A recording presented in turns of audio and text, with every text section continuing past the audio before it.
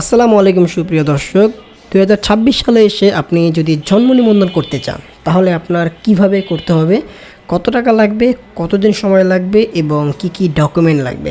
তো সেই নিয়ে কিন্তু মূলত আজকের এই ভিডিওটি। তো আজকের ভিডিওতে আমরা 4টি খুবই গুরুত্বপূর্ণ তথ্য জানবো। সর্বপ্রথম আমরা আবেদন করাটা শিখবো যে আবেদন কিভাবে করবেন। তারপরে আপনার কি কি ডকুমেন্ট লাগবে সেটাও জেনে যাবেন, কত টাকা খরচ এবং কত সময় লাগবে, আর প্রয়োজনীয় কিছু টিপস। ওকে, তো আশা করি ভিডিওটি আপনারা স্কিপ না করে সম্পূর্ণ দেখবেন। তো সকল বয়সের ক্ষেত্রেই কিন্তু আমি বুঝিয়ে বলবো কিভাবে কি করবেন।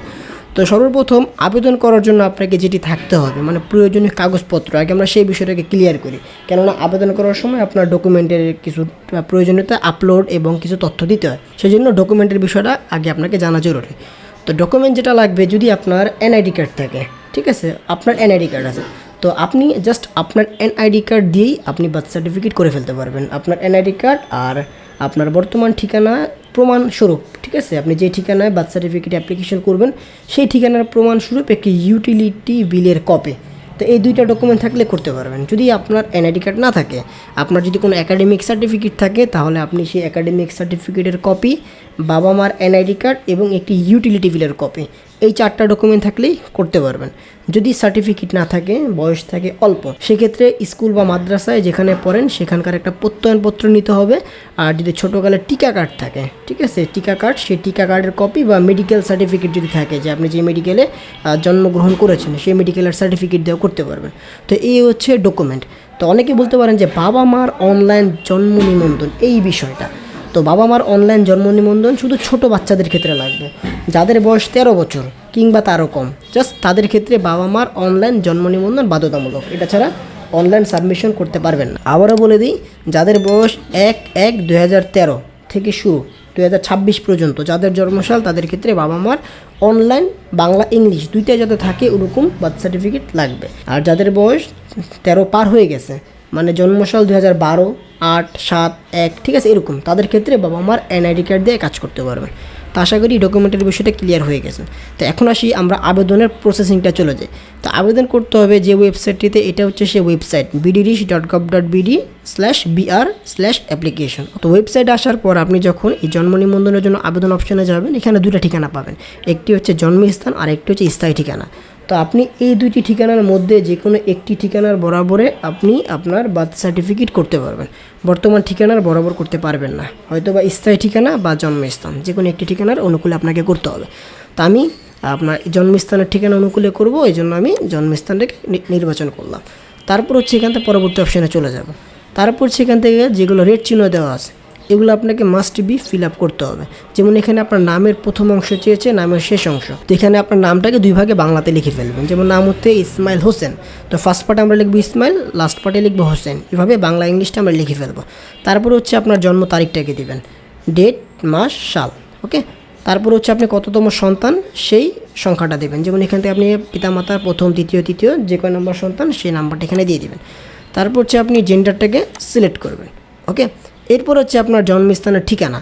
তো ঠিকানা কি চেয়েছে, প্রথমত আপনার বাংলাদেশ মানে দেশের নাম, তারপরে আপনার বিভাগের নামটাকে দিবেন, তারপর হচ্ছে আপনার কোন জেলাতে সেই জেলাটাকে নির্বাচন করবেন, তারপর সেই জেলার উপজেলা বা সিটি কর্পোরেশন যে আন্ডারে আছে সেটাকে এখান থেকে নির্বাচন করবেন। তারপরে ওয়ার্ড, ঠিক আছে, অবশ্যই মনে রাখবেন আপনার এই অ্যাপ্লিকেশনটা যেখানে জমা দিতে হবে সেটা কিন্তু হচ্ছে আপনার ওয়ার্ড কাউন্সিলর বা ইউনিয়ন পরিষদ বা চেয়ারম্যান অফিসে গিয়ে জমা দিতে হবে, ঠিক আছে, এই ওয়ার্ডগুলোতে। তা আমি এখান থেকে যে ওয়ার্ড নাম্বারটা দিব এটা হচ্ছে সেই ওয়ার্ড, 5 নম্বর ওয়ার্ড। ওকে, আমি এখান থেকে 5 নম্বর ওয়ার্ড দিলাম। তারপর হচ্ছে ডাকঘর, এখান থেকে আমরা ডাকঘরটাকে দিব, ডাকঘরের পাশে একটা স্ল্যাশ দিয়ে পোস্ট কোডটাকে দিয়ে দিবেন, তাহলে ঠিকানাটা পরিপূর্ণতা পায়। তারপর হচ্ছে আপনার গ্রাম, রাস্তা, মহল্লা, তো এখান থেকে আপনার যে ঠিকানাটা রয়েছে সেই ঠিকানার পরে লিখবেন। তো এখান থেকে আমাদের যে গ্রামটাকে রয়েছে সেই গ্রামটা আমরা এখান থেকে দিয়ে দিচ্ছি। তো আমরা ফার্স্টে ব্লক দিলাম, সেকশন দিলাম, ব্লক দিলাম, তারপর এখান থেকে আমাদের থানার নামটাকে দিয়ে দিলাম। ওকে, তারপর হচ্ছে এখান থেকে বাসা হোল্ডিং নাম্বার, তো এখান থেকে আমাদের বাসার নাম্বারটাকে দিয়ে দিব, তারপর সেখান থেকে আমাদের রোড নাম্বারটাকে দিয়ে দিব। আর যদি আপনারা গ্রামের ঠিকানা দিয়ে থাকেন সেক্ষেত্রে এখানে শুধু গ্রামের, এই যে এখানে গ্রামের নাম দিবেন, আর এখানে যদি কোনো বাড়ির নাম্বার না থাকে জাস্ট একটা হাইপেন দিয়ে দিবেন। ওকে, জাস্ট এমনি হাইপেন দিয়ে কিন্তু রাখতে পারেন যদি বাসা নাম্বার বা সড়ক নাম্বার না থাকে। তো ঠিক সেমভাবে এই জিনিসটা আমরা এখান থেকে বাংলায় লিখে দিব। তো আমরা এটা বাংলা লিখে দিতেছি, আর আমরা উপরে যে তথ্যগুলো ফাঁকে রেখেছিলাম সেটা আমরা ফিল আপ করে দিচ্ছি। ওকে, তো আমি তথ্যগুলো দিয়ে দিলাম। এখন আসি জন্ম তারিখ। তো আমি যে কথাটা ফার্স্টে বলেছিলাম যে 13 বছর, যেটা সেটাকে ক্লিয়ার করি। তো এখান থেকে আমি জন্ম তারিখ দেবো 1/1/2013 সাল। ওকে, এখান থেকে আমার কাছে ডকুমেন্টগুলো আছে, ক্লিক করব। এখন আমরা পরবর্তী অপশানে চলে যাই। যাওয়ার পর দেখুন এখান থেকে ভেরিফাই নামে একটা অপশন আছে। ওকে, তো এখানে পিতামাতার নাম, তার জন্ম নিবন্ধন নাম্বার, জন্ম তারিখ, এই 4টা তথ্য দিয়ে ভেরিফাই অপশনে ক্লিক করতে হবে। ভেরিফাই অপশনে ক্লিক করলে এখানে একটা লেখা চলে আসবে যে বার্থ সার্টিফিকেট রেকর্ডেড, মানে রেকর্ডটা এখানে আছে। তারপর এখান থেকে পরবর্তী অপশনে যেতে পারবেন। ফর এক্সাম্পল আমি এখান থেকে জাস্ট র্যান্ডমলি একটা আমি নাম দিতেছি, ঠিক আছে, নাম দিয়ে আমি র্যান্ডমলি জাস্ট, ওকে, আর এখান থেকে আমি দিলাম। দেখেন জন্ম নিবন্ধন নাম্বার কিন্তু আমি দিই নাই। পরবর্তী অপশনে যাব, আমাকে আটকিয়ে দেবেন। দেখেন mother birth record not verified. Okay, এই নাম্বারগুলো আমাকে দিতে হবে।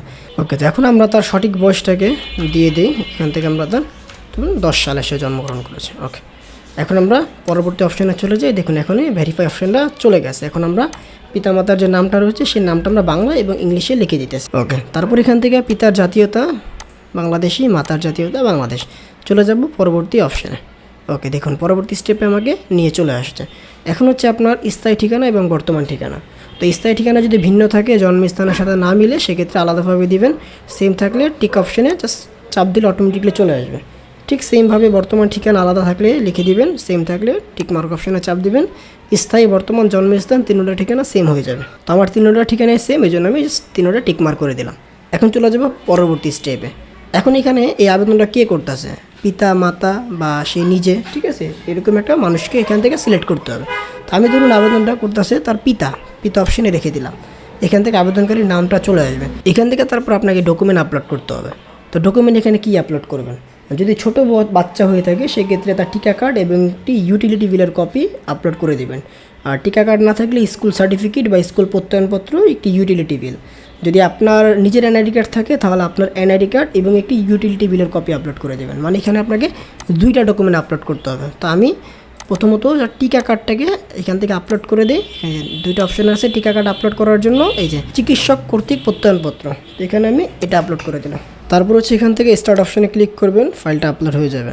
ঠিক তারপর আবার সংযোজন অপশনে ক্লিক করবেন। পরের যে ডকুমেন্টে রয়েছে ইউটিলিটি বিলের কপি, এখানে আমি ক্লিক করে ওপেন অপশনে চাপ দিব।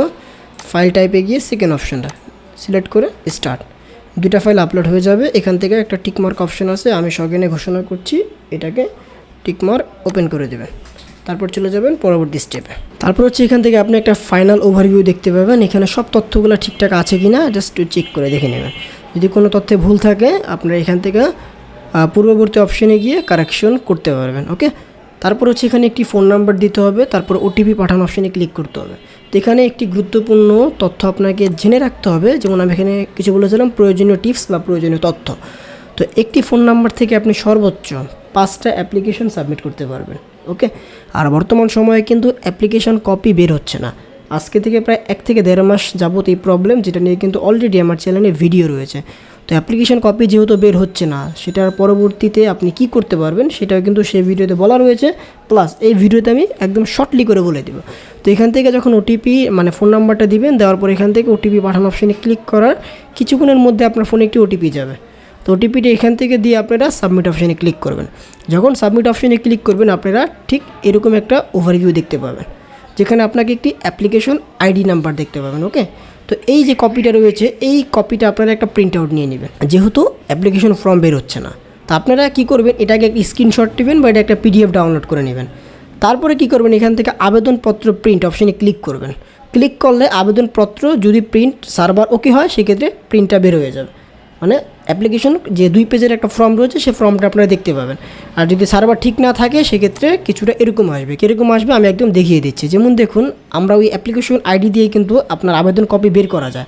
এখান থেকে জন্ম নিবন্ধন অপশনে গেলে এই যে জন্ম নিবন্ধন আবেদনপত্র প্রিন্ট অপশনে ক্লিক করলে এখানে আইডি আর আপনার জন্ম তারিখ চাইলেই কিন্তু কপিটা বের করা যায়। বাট অপশানটা একেবারে টোটালি আজকে থেকে প্রায় 1-1.5 মাস যাবত হবে এটা পুরো বন্ধ করে রাখছে। তো কোনো প্রকার অ্যাপ্লিকেশন ফর্ম বের করা যাচ্ছে না, কিন্তু আপনি যখন অফিসে যাবেন অফিস থেকে তারা এটা বের করতে পারবে। মানে আমরা যারা পাবলিকলি যে ওয়েবসাইটটা আমাদের জন্য দিয়েছে, যেটা সবাই অ্যাপ্লিকেশন করতে পারবে, সংশোধন বা নতুন বা রিইস্যুর অ্যাপ্লিকেশন করতে হবে, এই সাইটটাকে পুরোপুরি বন্ধ করে রাখছে। শুধু আপনি এখান থেকে নতুন অ্যাপ্লিকেশন সাবমিট করতে পারবেন, আর পুরাতন যদি কোনো অ্যাপ্লিকেশন থাকে মানে সংশোধন, শুধু সে সংশোধন করতে পারবেন। হারিয়ে গেলে যে একটা রিইস্যুর যে একটা সুবিধা থাকে, যেমন আপনি এখান থেকে যদি রিইস্যু করতে চান আপনি সেটাও করতে পারবেন না। তো ওয়েবসাইটের কিন্তু খুবই নাজেহাল অবস্থা। এই নিয়ে কিন্তু আমি কয়েকটা ভিডিও করেছি। যেমন দেখুন, আপনি যেমন রিইস্যু করবেন, এই যে পুনর্মুদ্রণ, ঠিক আছে, ক্লিক করবেন, এটাও বন্ধ। একদম নাজেহাল একটা অবস্থা এই সার্ভারে। তো আপনারা যারা সাবমিট করবেন, সাবমিট করার পর এরকম যখন পেপারটা দেখতে পাবেন, এই পেপারটাকে প্রিন্ট আউট করে নেবেন। এই পেপারটা নিয়ে যাবেন, আর আমি যে কাগজপত্রের কথাগুলো বলেছি সেই কাগজপত্রগুলো নিয়ে আপনি ওয়ার্ড কাউন্সিলর বা চেয়ারম্যান অফিসে গিয়ে জমা দিয়ে আসবেন। তো এখন আসি সরকারি খরচ। সরকারি খরচ কত টাকা? তো সরকারি যেটা খরচ সেটা হচ্ছে মাত্র 50 টাকা। ওকে, 50 টাকা সরকারি খরচ। আর টাইম লাগতে পারে আপনার 3 থেকে 10 দিনের মতন সময় লেগে যেতে পারে। তো এই হচ্ছে মূলত আজকের ভিডিও। তো আশা করি আপনারা বুঝতে পেরেছেন যে আপনাদের কী কী ডকুমেন্ট লাগবে, কীভাবে আবেদন করবেন, আর প্রয়োজনীয় কিছু টিপস। তো আজকের ভিডিও পর্যন্তই। ভিডিওটি ভালো লাগে থাকলে লাইক করে দেবেন। চ্যানেল নতুন দর্শক হয়ে থাকলে চ্যানেলটিকে সাবস্ক্রাইব করে রাখতে পারেন। দেখা হচ্ছে পরবর্তী ভিডিওতে। এই পর্যন্ত ভালো থাকবেন। সবাইকে আসসালামু আলাইকুম।